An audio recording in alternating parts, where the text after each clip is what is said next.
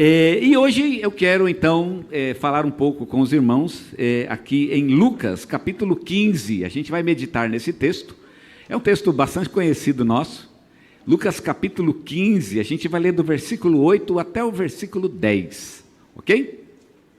Lucas capítulo 15, dos versículos 8 a 10, é o texto que vamos ler nesta manhã e vamos meditar naquilo que o Senhor tem para nos falar hoje, neste texto, ok?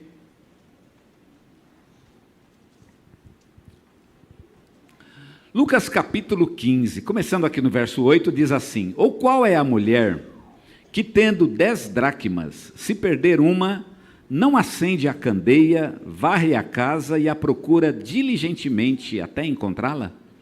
E tendo-a achado, reúne as amigas e vizinhas, dizendo: Alegrai-vos comigo, porque achei a dracma que eu tinha perdido. Eu vos afirmo que de igual modo há júbilo diante dos anjos de Deus por um pecador que se arrepende. Amém? Amém?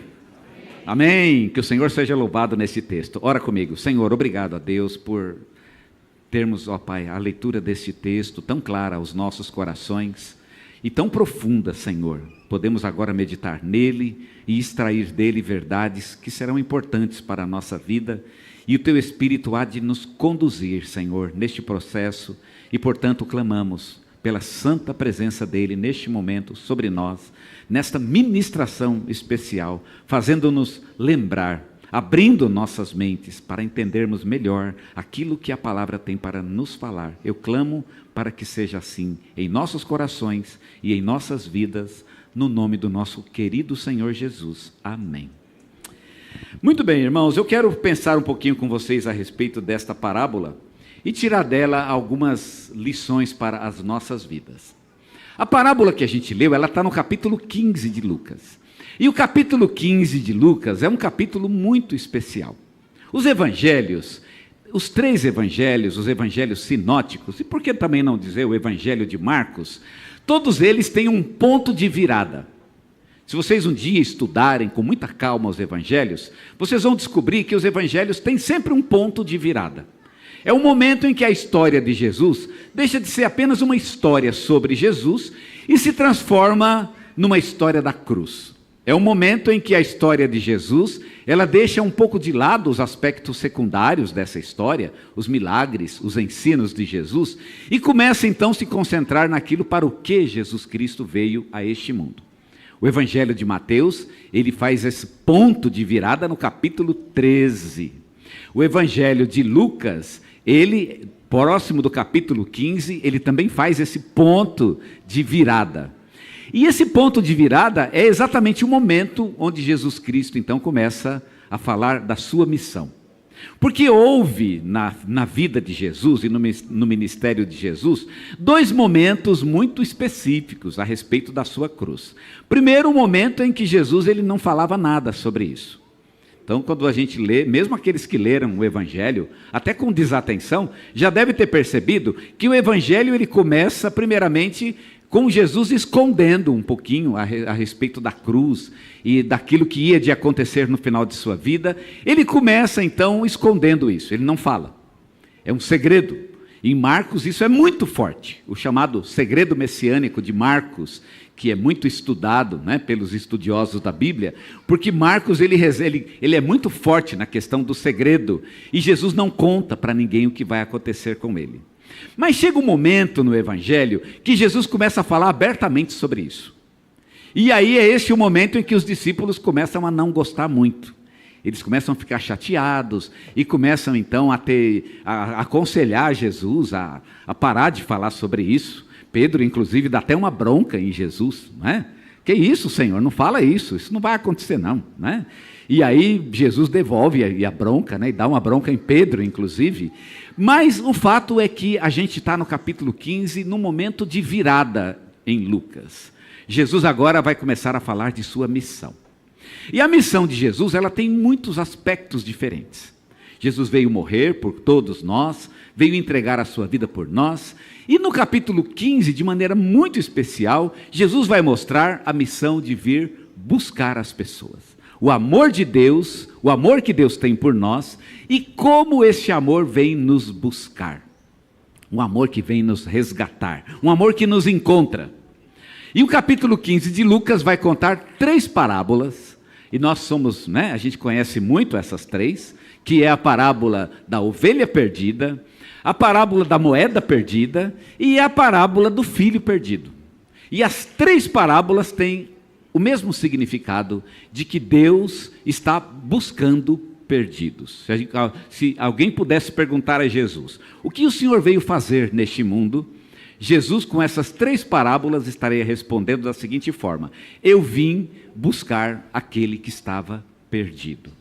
Deus está procurando os perdidos para ajudá-los. Quem se considera perdido, esse é o público-alvo de Jesus. Quem se considera abandonado, quem não tem esperança nessa vida, quem se sente longe de Deus, esse é o público de Jesus Cristo. Via de regra, aqueles que se achavam muito próximos de Deus, acabavam não gostando muito do ministério de Jesus. Desprezavam Jesus e, por alguma razão, a religiosidade, a espiritualidade dessas pessoas acabava sendo um entrave no relacionamento delas com Jesus. E foram essas pessoas que, via de regra, recusavam Jesus. Mas aqueles que se consideravam perdidos, aqueles que se consideravam os párias da sociedade, os abandonados, os rejeitados, esses de alguma maneira foram os que mais se identificaram com Jesus, porque era exatamente esta a mensagem de Jesus. Foram os que melhor entenderam Jesus, aqueles que se consideravam abandonados. Não sei se você se considera um abandonado, mas se você é daquele que se acha um abandonado, então o Evangelho é para você. O Evangelho foi feito sob medida para aquele que está perdido. E neste capítulo, Jesus fala então sobre coisas que se perderam, mas que Deus está buscando essas coisas, de que Deus tem interesse em reavê-las, em tê-las de volta consigo mesmo. E é um texto lindíssimo, os irmãos já leram as 3 parábolas, e certamente leram a parábola do meio. A parábola do meio, ela é uma parábola bem curtinha, como também é bem curtinha a parábola da ovelha perdida, e a parábola do filho perdido é a parábola mais longa, A gente tem, é o que tem mais desdobramentos. Eu quero meditar um instante nessa parábola da dracma ou da moeda perdida e quero tirar algumas lições desta parábola a respeito dessas questões. Primeira coisa que eu quero destacar dessa parábola é que diante de Deus não existe minoria. Diante de Deus não há minoria. Esse negócio de minoria, quem inventou foi o homem.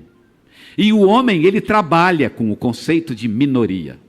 A política deste mundo, a maneira como o mundo é constituído, ela divide a sociedade, a gente chama, e o termo técnico ela estratifica. A palavra estratifica é um termo sociológico que significa a maneira como a sociedade se divide em camadas. E é às vezes importante que você saiba em qual camada você está, porque dependendo da camada na qual você se encontra na sociedade, você é tratado de uma maneira. Então, se você está na camada de cima, você tem um tratamento. Se você está na camada do meio, você tem um outro tratamento.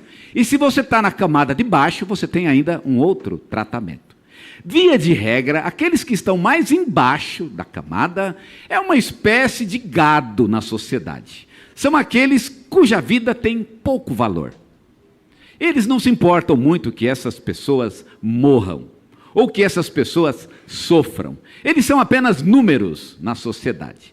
Isso pode parecer duro, pode parecer cruel, mas é assim que funciona o nosso mundo. Ela estratifica as pessoas, e aí você tem então pessoas que são abandonadas. Às vezes o governo pode até, ele vai até fazer algum tipo de movimento para levar prosperidade para um lugar, mas no final das contas, quando o caldo entornar, é aquele grupo social que vai pagar o preço. E não é difícil os irmãos perceberem que numa guerra, por exemplo, como o que acontece no Oriente Médio, quem paga o preço da guerra não são os que têm mais dinheiro, são os que têm menos dinheiro. Quem são os que morrem? Faça uma conta, né? Quantos daquelas pessoas que estão morrendo, lá no Oriente Médio, na guerra que está acontecendo, já foram 60 mil pessoas. Desses 60 mil, quantos deles são, por exemplo, aqueles que estão na camada de cima? Eu não vou dizer que não morreu ninguém da camada de cima, mas, com certeza, os que mais morreram são aqueles da camada de baixo. A sociedade funciona desse jeito. E não é uma coisa que a gente tenha que se revoltar, né? A gente pode fazer uma revolução. Existem países onde existe a revolução, inclusive, mas a revolução, via de regra, ela não tem funcionado nos países onde ela aconteceu. A camada de baixo sempre está lá, e sempre é rejeitada, sempre é abandonada. Mas olha a boa notícia de Jesus: diante de Deus não existe camadas. Deus não trabalha com as pessoas com camadas. Ele não tem uma categoria especial, e depois uma categoria intermediária, e uma categoria inferior. Deus não tem essas coisas. Jesus está mostrando para nós que, para Jesus, aqueles que as pessoas consideram mais abandonados e mais desamparados, são exatamente aqueles a quem Deus busca. Lembra da parábola da ovelha perdida? A parábola da ovelha perdida vem logo atrás dessa. E na parábola da ovelha perdida, o pastor tinha 100 ovelhas. E ele vai buscar uma única que se afastou. Mas como é que que raciocínio é esse de alguém que deixa 100 ali e vai buscar apenas uma? E é isso que Jesus quer mostrar. Pois é, só é uma, ao contrário de 100. Ele podia se preocupar com 100, ou melhor, 99. Mas ele deixa as 99 e vai buscar aquela única que se perdeu, para mostrar que Deus está interessado mesmo naqueles que se consideram os mais abandonados da sociedade. Deus está interessado em mim. E uma das coisas, irmãos, que eu creio, uma das melhores experiências e sensações do nosso relacionamento com Deus, é quando a gente tem esse insight de que Deus está preocupado conosco. Não sei por que Deus está preocupado comigo. Por que Ele me ama? Por que Ele olha para mim? Ele tem um plano para mim, e Ele me quer. Isso parece difícil para que algumas pessoas entendam. Eu acho que Deus, Ele tem coisas mais importantes para fazer. Tem pessoas mais importantes para Ele cuidar, e Deus estaria nos respondendo o seguinte: não, a coisa mais importante da minha vida é especificamente você. Eu quero você. Jesus nos ensina com essas parábolas que Deus nos busca, Ele nos quer, Ele nos ama, e nos ama de verdade. Deus não conhece minorias. Deus busca o que está perdido. E quando nós clamamos a Ele, Ele nos responde. Essa é uma grande e preciosa lição desta parábola. A segunda lição que eu aprendo desta parábola é que Deus sabe exatamente onde encontrar aquele que está perdido. Veja que nesse texto a mulher procura uma moeda. E é curioso aqui, e vejam que é apenas uma. O texto diz que ela tinha 10. Ela tinha 10 e perdeu uma. Mas ele diz, a mulher, ela vai e vai procurar aquela única moeda. Ela quer aquela especificamente. É interessante que as moedas são iguais. Moeda que nem ovo, né? Elas são iguais, mas para aquela mulher não. Para aquela mulher, aquela moeda é especial. Ela quer aquela. Alguém, mas você tem 9. E as 9 são iguaizinhas. Tem inclusive o mesmo valor. Ela diz, não tem o mesmo valor. Aquela é especial para mim. E qual é aquela que é especial? Aquela que se perdeu. E o texto diz que ela então procura em casa. Primeira coisa que eu quero destacar nesse texto é, por que em casa? Porque ela sabe aonde a moeda se perdeu. Foi em casa. Ela está na minha casa. Está na minha casa. Mas ela está perdida em algum canto. É como se a mulher considera aquela moeda da sua casa. É algo que pertence ao seu domicílio. Ela não vai procurar na praça. Ela podia sair na rua. Mas ela sabe onde essa moeda está. Ela é minha, ela está dentro do meu domínio. E eu vou procurá-la dentro desse domínio. A mulher sabe exatamente onde está a moeda. Deus sabe exatamente onde está o perdido. Onde é que eu vou encontrá-lo? Deus sabe. Às vezes nem os pais sabem onde estão os seus filhos. Mas Deus sabe onde eles estão. Às vezes os homens não sabem onde estão suas esposas, esposas não sabem onde estão seus maridos, Deus sabe. Está perdido? Deus vai, Deus busca, Deus encontra no lugar certo. Ele sabe exatamente onde encontrar. Eu me lembro que quando eu era bem jovem, eu estava junto de um pessoal chamado Jovens da Verdade. Não sei se vocês se lembram desse movimento. Foi um movimento que aconteceu quando eu era bem molecão. E conheci, até quando eu entrei na faculdade teológica, ainda haviam alguns deles. Parece que hoje eles estão meio, ainda existe esse movimento. Eles têm uma teologia um pouco esquisita hoje, mas eu me lembro que eles tinham um ministério muito sadio quando começaram. E era principalmente para a evangelização de jovens. E um dos meus amigos, ele era um grande amigo meu, e ele entrou no seminário juntamente comigo. E uma vez eu me sentei com ele na mesa, e ele me contou uma experiência de como Deus havia usado a sua vida. Ele falou que ele estava no centro de São Paulo, e o JV fazia, na época, no centro de São Paulo, um culto nos domingos pela manhã, na rua. Ali no Calçadão, São Bento, 15 de novembro, naquele lugar eles faziam um culto. E ele disse, eu estava lá, eu desci na Praça da Sé, e eu ia para o viaduto do Chá para me matar. Eu não tinha mais esperança em minha vida. E ele disse que estava andando e entrou ali no Calçadão da São Bento, e ia indo em direção ao viaduto do Chá, e viu o pessoal do JV ali fazendo o culto no domingo pela manhã. E ele parou para ouvir aquela palavra. Falou, é a última coisa que eu vou escutar. E aí o sujeito começou a falar. E aí ele falou e fez um apelo. E ele disse, venha você que está com dificuldade, você que está com problema. E ele falou, Deus, se o Senhor está me chamando. E ele sentiu que aquilo tocou o seu coração. E ele falou que ele fez 3 testes com Deus. Ele falou, primeiro eu quero que o Senhor diga... Ele não tinha essa ideia no início, mas ele falou, olha, a primeira coisa que eu disse, Deus, se o Senhor está me chamando, então o Senhor vai me falar de onde eu vim e para onde eu vou.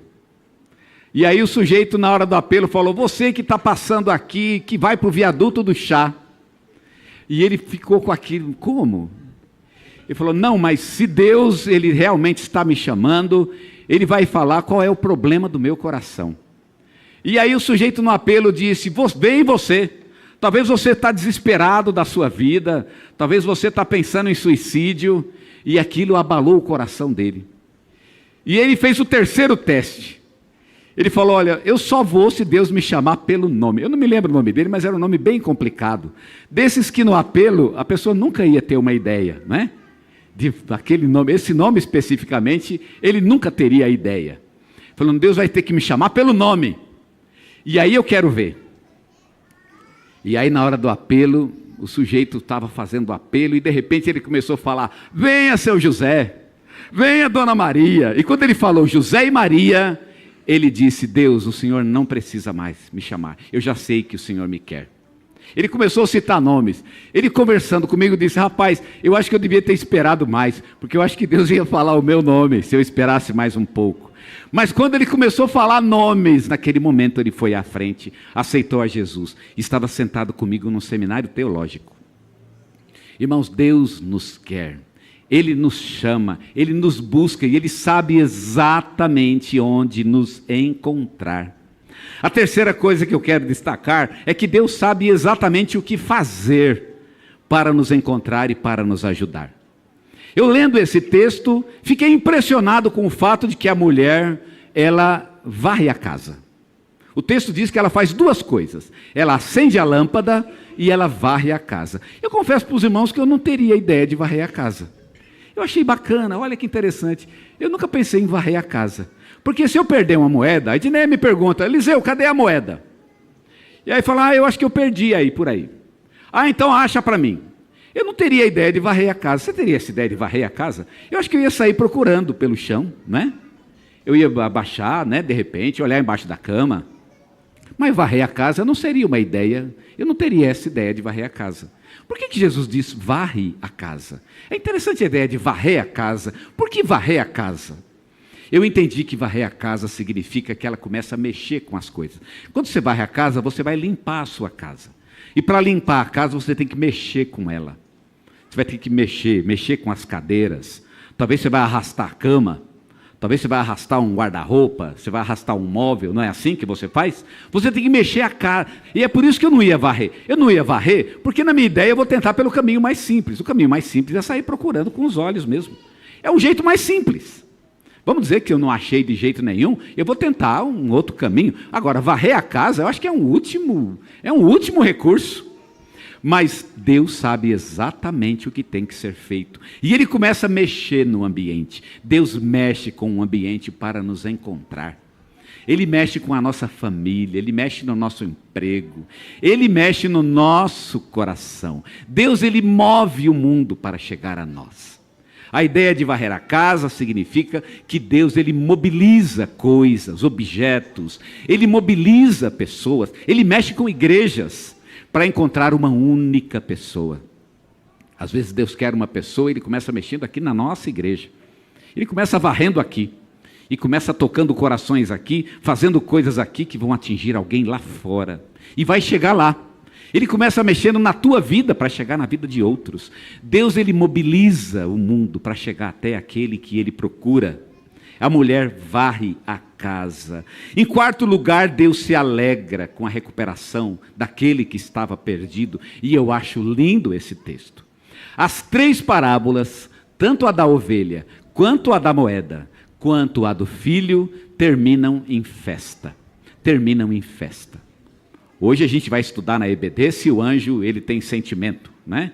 É apenas uma coisa muito secundária do nosso estudo, e é apenas um parágrafo a respeito disso, mas é interessante que Jesus fala, existe alegria no céu. Alegria no céu significa os anjos se alegram, para provar na EBD que os anjos têm sentimentos, eles podem ficar felizes sim. E o que faz um anjo ficar feliz? Bom, muitas coisas deve fazer um anjo ficar feliz. Mas pelo menos uma eu sei. O anjo fica feliz quando um pecador se arrepende. Por que o anjo fica feliz? Porque isso faz a felicidade de Deus. Os anjos, eles detectam a felicidade de Deus e quando Deus fica feliz, automaticamente eles ficam felizes também. E imagina que quando Deus fica triste, o céu fica triste. Quando Deus ele se entristece por nós, o céu entristece. Deus fica feliz com aquele que se recupera. Olha que coisa linda, Deus fica alegre. A recuperação é algo que Deus ama. Eu não vou pedir perdão porque eu estou envergonhado. Meu irmão, Deus está doido para você pedir perdão. Ele não vê a hora de você chegar lá quebrantado, arrependido e dizer, Deus me perdoa meu pecado. Porque aquilo para a gente é pesado. A gente está chorando, a gente está deprimido, a gente está tá embaixo, na lama. E aquilo fere o coração da gente, mas aquilo alegra o coração de Deus. Deus está feliz, porque Ele fica feliz de ver que um perdido está sendo recuperado. Deus quer que os perdidos sejam recuperados, e não há alegria maior para o coração de Deus, é quando alguém que está perdido se recupera. Pode ferir o nosso coração, mas alegra o coração de Deus. Meu irmão, vá a Deus, peça perdão mesmo. Ele não vê a hora que você faça isso. Ele não vê a hora de perdoar. Deus se alegra no perdão. Deus, Ele é rico em graça. Aliás, é nisso que constitui a riqueza de Deus. O dinheiro para Deus não tem valor nenhum. O ouro, as pedras preciosas, nada disso tem valor diante de Deus. A riqueza de Deus é a graça. Ele é rico em graça. Deus, Ele é rico em bondade. E Ele nos fornece generosamente a sua bondade. Deus é bom para nós. Deus fica feliz com a recuperação do perdido. E em último lugar, o trabalho de recuperação de Deus leva em consideração cada pessoa em particular, com as suas peculiaridades, inclusive. Deus está preocupado comigo especificamente, comigo, com o Eliseu, essa pessoa, que não tem os mesmos problemas que vocês têm. Eu tenho meus próprios desafios, minhas próprias lutas, mas Deus está olhando para mim especificamente. E eu acho que isso é incrível. Jesus, Ele sempre coloca aqui em termos, de muitos e um só. São 100 ovelhas, mas Apenas uma chama a atenção do pastor. São 10 moedas, mas apenas aquela moeda chama a atenção. Por quê? Porque Deus está me olhando como um indivíduo. Aqui nesse país eu sou um número. E olha que o meu número está bem lá, né? Está bem lá em cima. Para Deus não. Para Deus eu não sou. Para Deus eu sou o número 1. Ele olha para mim, cada um de nós. Somos o número 1 no projeto de Deus. Ele está preocupado conosco. Se eu entender essa verdade, eu terei encontrado o segredo para um grande, um maravilhoso relacionamento com Deus. O fato de que Deus está preocupado comigo, sim, com os meus problemas. Talvez alguém entrou aqui nessa manhã e tem um problema que eu não tenho. Às vezes tem um problema de família que eu não tenho. O meu filho tem problema com dependência química. Eu não tenho esse problema em minha casa. Eu tenho outros problemas. Mas Deus tem bênção para aquele problema específico. Na minha casa tem problema de dívida. Eu tenho problema de relacionamento. Eu estou com dificuldade de saúde. Qualquer que seja o problema, Deus olha para nós no problema específico. A tônica dessas parábolas é exatamente essa, é o um em relação ao muitos. E Deus olha para aquele um. Deus nos olha como indivíduos. Ele nos busca, Ele nos encontra e Ele nos quer. Deus nos quer. Essa é a última e grande lição dessa parábola, é que Deus nos olha como pessoas. Ele está interessado em nossas vidas. Ele quer nos abençoar. Ele quer nos dirigir. Ele quer nos encontrar. O texto fala, Ele veio para buscar e salvar aquele que estava perdido. Você se considera perdido? Então Jesus Cristo veio buscar você. Especificamente você. É estranho pensar que tudo que Deus fez foi para você. Porque eu olho você, mas eles também não são amados por Deus? Lembra de Pedro? Pedro estava seguindo Jesus, ele olhou para trás e viu João. E aí ele olhou e disse, e esse Senhor, o que vai ser dele? E Jesus, abraçado com Pedro, diz a ele, Pedro, pode deixar ele comigo, não se preocupa não, o meu negócio aqui é contigo. Eu fico olhando para você, mas Deus, o Senhor não trabalha na vida deles? O Senhor não ama esse povo todo? O Senhor não tem uma obra na vida dessas pessoas? E Ele está me respondendo, sim, eu tenho, mas a obra na vida deles pertence a mim e a eles. Para você o que importa é aquilo que eu faço na tua vida, no meu coração, dentro de mim. Deus está preocupado comigo. Quando eu entendo essa verdade, eu encontrei a chave para um relacionamento íntimo com Deus, verdadeiro com Ele, um Deus que olha para mim como pessoa, que me chama pelo nome, que me conhece e que me quer. Ele me quer.